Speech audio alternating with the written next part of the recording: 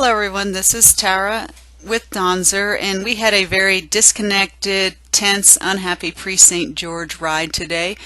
So I wanted to talk about what was going on and then what I plan to do differently for tomorrow.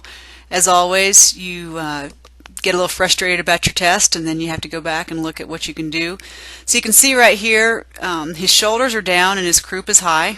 So that was one of the big issues.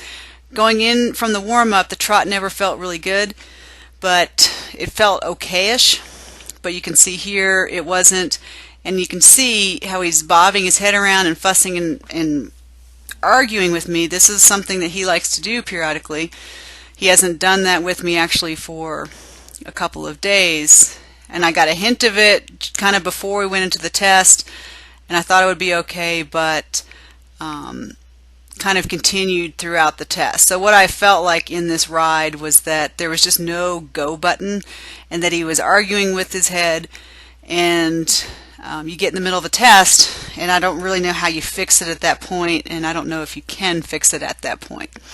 So one of the things I do like about my position is I do have my hands out in front and I have the reins short enough. You can see right there that's just some tension coming through because I actually held him back in that lengthening just a little bit because I didn't want him to do that, and he went ahead and did it anyway. So part of this you can just see the whole, he's got a lot better trot than this, but the whole thing was rough. It was harder to sit. So we just gonna have to keep working on it. So what this translated into was, you can see right there, he's not flexing very consistently at the pole.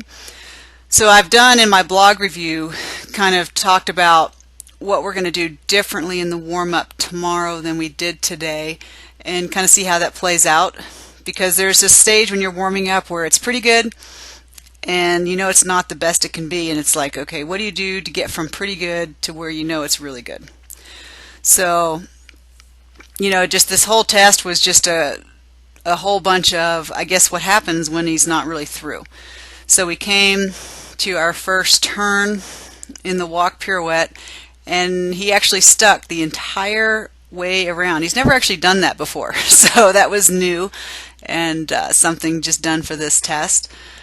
Our turn the other direction, I started tapping with my spurs a little more clearly, and actually he did a lot better turn that direction.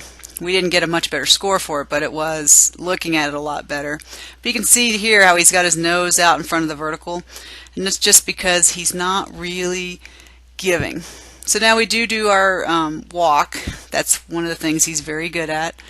And my hands are moving forward and back, and my seat's moving forward and back. So we actually did pretty good on our extended walk. And that's always nice to show that as far as training, that the horse can do that. So some of the tension you can see, it's not really that he's tense, it's that he's arguing. Because if he was really tense, he wouldn't have settled into that nice free walk.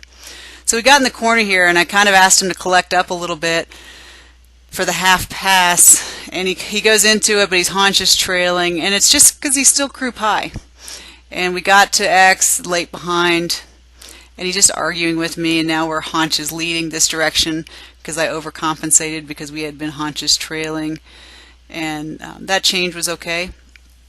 So we're coming around, and pirouettes, Donzer is like a champion at pirouettes working at home, and when I was coming up I started half halting for a pirouette canter, and he acted like, what, who, where? So one of the things I need to add to my warm-up is some more surging at the canter between working canter to pirouette canter and back. One of the things that did work in our warm-up is I did do the practice canter to the counter canter, so he didn't steal that from me, and he waited till C, so that was nice. This pirouette canter set up to do a little better, and then he just spun around and stopped. And what was interesting here is he picked up the wrong lead, so I fixed it and went on. And this is just a note for when I'm writing a test. The judge did not ding me for that. It would have been much worse had I chosen not to fix it. So always fix something like that. Now going into the changes, the 3s and 4s, you can see he actually does the 4s pretty good. He was just off on that one count. But what I'm happy about the changes as far as they're coming is they're not late behind. We're just still working out the timing of I asked you do it now. So it's not really a late behind issue, it's more of a doing it when I ask issue. And you can see this is part of the crew pie. He's on the forehand, he's pulling on me. So this is really much more about the canter and who gets to drive than it is about an ability problem at this point. And this is just where I have to keep stepping up my game as a rider. Now this is our other signature move that he loves. So he went big, and I can tell you right there, he wasn't really about to come back. The judge said change was clean, but he didn't come back. And I'm like, nope, he sure didn't. So one thing that was good coming down center line is he did come steady and didn't threaten to go left or right, so he did let me do that. But I don't know what was up with the reining horse stop, so we'll have to keep working on that.